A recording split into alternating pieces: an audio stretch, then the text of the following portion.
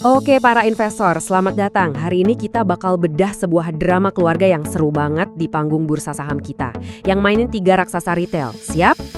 Yuk kenalan dulu sama para pemainnya. Pertama, ada Mapiji, sang ibu dengan ekosistem bisnis yang luas banget. Lalu ada anaknya, Mapa, yang super fokus dan lincah di segmennya. Dan terakhir, ada Aces, si tetangga yang kaya raya. Main di sektor yang mirip-mirip, perkakas rumah, tapi strateginya beda total. Nah, ini dia peta perjalanan kita hari ini. Kita mulai dari perkenalan, terus kita adu siapa yang paling produktif, setelah itu kita intip ancaman apa aja yang ngintai mereka, pecahin misteri laba yang aneh, dan terakhir kita bakal kasih peta kekuatan dan kelemahan yang jelas buat Anda pertimbangkan. Oke, kita mulai dari babak pertama. Siapa sih sebenarnya 3 perusahaan ini? Kelihatannya mungkin sama-sama jualan di mall ya. Tapi kalau kita bedah isi dompetnya, alias laporan keuangannya, DNA mereka itu beda banget. Dari tabel ini aja kita bisa langsung lihat bedanya kan? MP itu ibaratnya mall super besar, isinya macam-macam, asetnya paling jumbo. Mapa itu kayak butik spesialis yang fokus banget di olahraga dan lifestyle premium. Nah, kalau Aces, dia rajanya di pasar perkakas rumah. Gerainya nggak sebanyak Mapi, tapi ukurannya besar-besar. 3 strategi yang benar-benar beda. Oke, setelah kenalan, sekarang pertanyaan paling penting buat investor. Dari 3 ini, siapa yang paling jago cari duit dari sumber daya yang mereka punya? Yuk kita ukur seberapa produktif mesin retail mereka. Wow, coba lihat angka ini. MAPA ini efisiensinya luar biasa banget. Laba per karyawannya nyampe 76,2 juta rupiah Jauh di atas Mapi dan Aces. Ini artinya bukan cuma soal jualan banyak, tapi soal seberapa pintar mereka ngelola operasional buat menghasilkan untung maksimal. Dan ceritanya nggak berhenti di situ. Kalau kita lihat margin operasinya, polanya sama persis. Mapa lagi-lagi jadi juaranya. Mereka paling jago mengubah setiap rupiah penjualan jadi laba operasional, bahkan sebelum kena potongan biaya-biaya lain. Tapi, tunggu dulu. Cerita soal untung doang itu nggak lengkap kalau kita nggak ngomongin risikonya. Karena di balik etalase yang kinclong, ada ancaman yang ngintai ketiganya. Yang paling besar, pelemahan rupiah dan biaya-biaya yang nggak kelihatan. Buat Aces, ancamannya ini jelas banget, nggak bisa ditawar-tawar lagi. Bayangin, 87% barang dagangannya itu impor. Ini bikin mereka rentan banget sama gejolak kurs. Kalau dolar naik, biaya mereka langsung bengkak. Ini resiko inti dari bisnisnya.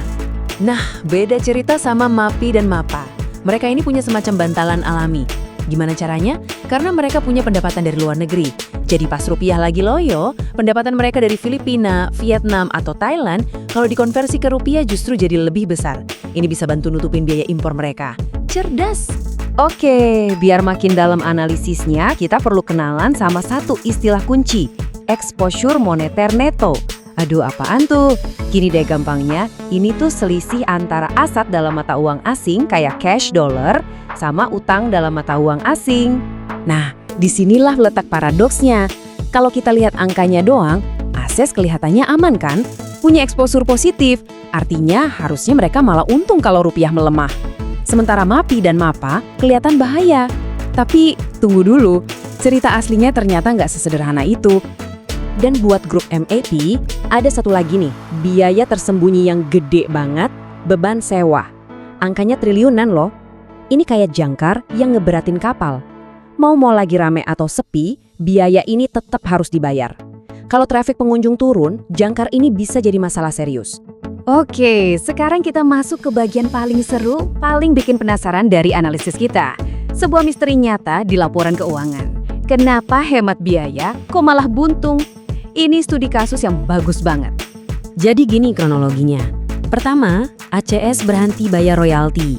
Sebuah biaya yang lumayan besar. Logikanya laba harusnya langsung naik dong kan? Tapi kenyataannya, labanya malah anjlok 16%. Loh, kok bisa gitu? Kuncinya ada di skala. Coba dibandingin angkanya. Penghematan dari royalti itu cuma 35 miliar rupiah.